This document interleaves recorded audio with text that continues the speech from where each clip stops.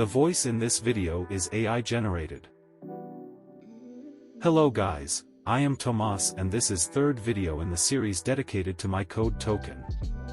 In this video we will try to replicate CTF verification results for 3x3 square grid test geometry. For the purpose of this video, we are going to replicate calculations from CTF validation and verification technical report. Single-phase friction model is tested on 3x3 square rod bundle. Several different geometries are modeled for both channel-centered and rod-centered approach. The blue shaded region shows the definition of a channel. Rod-centered model has 9 channels and the channel-centered model has 16 channels. The blue rod is the guide tube. Geometrical parameters for individual tests are defined in this table. IRFC column represents different friction models. Let's start with rod-centered tests first and then move to channel-centered ones.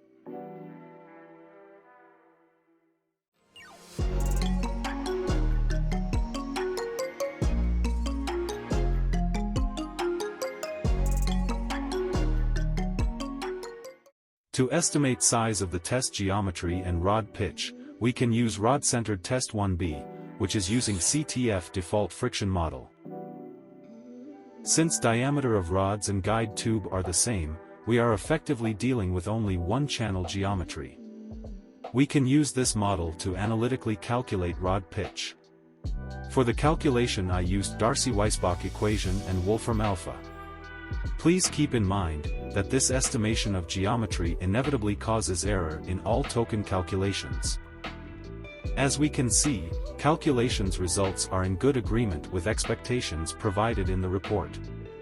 Relative error for all 4 calculations is not greater than 0.8%. Now let's move to rod-centered test 2. This test geometry uses guide tube, which effectively creates 2 geometrically different channel types. This means we will be calculating flow split once again. In terms of pressure drop token is still very consistent with maximum error around 1.3%. Much more interesting is to take a look at velocities. As expected, we can see typical splitting curves, which are approaching equilibrium values.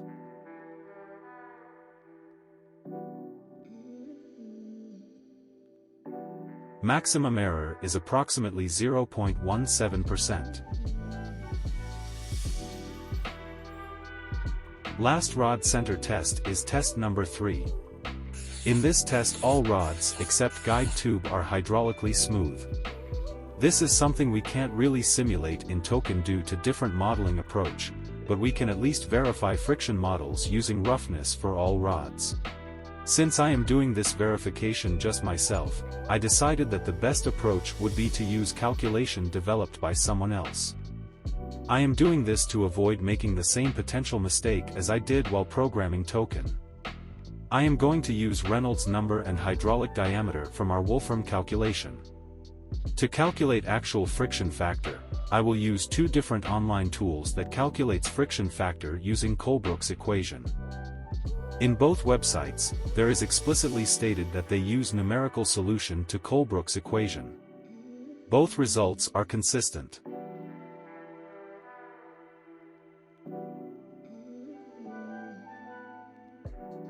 As we can see, both models are consistent and in good agreement with expected value. Relative error is around 0.4%. Now let's move to channel-centered tests.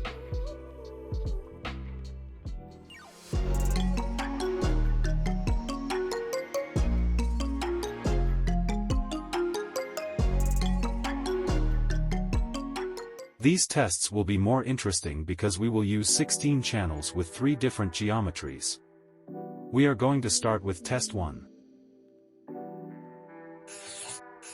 Since we don't know the exact geometry used in these tests, we need to calculate our own expected velocities.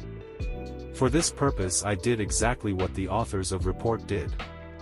I created simple Python code which uses the method of numerical solution described in the report. This way I can get expected friction factors and velocities to compare token calculation with. Let me demonstrate the results on Bayesian correlation. As we can see, friction factors for each channel meet the expectation with relative error no more than 0.26%. Velocities change along diverging curves typical for flow split problems. As we can see, velocities approach equilibrium state with relative error no more than 0.005%. Calculations for cases A, B, C and D look very similar to case E. Velocities approach to equilibrium values. For all four cases, token results are consistent with Python calculations. Relative errors are less than 0.005%.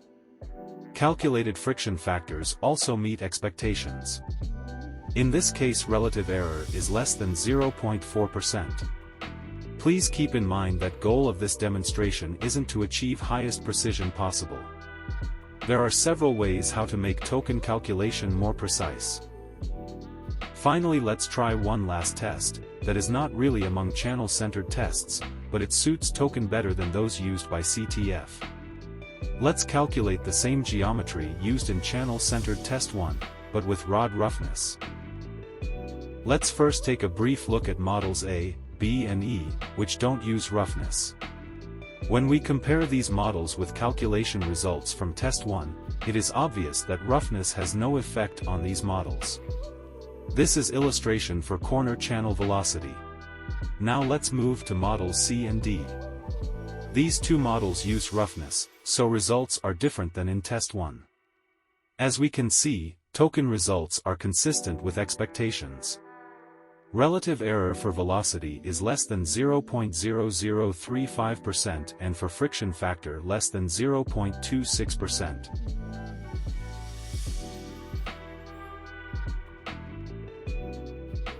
That was the last test for today's video. Thank you for watching and I hope you enjoyed this little demonstration of token.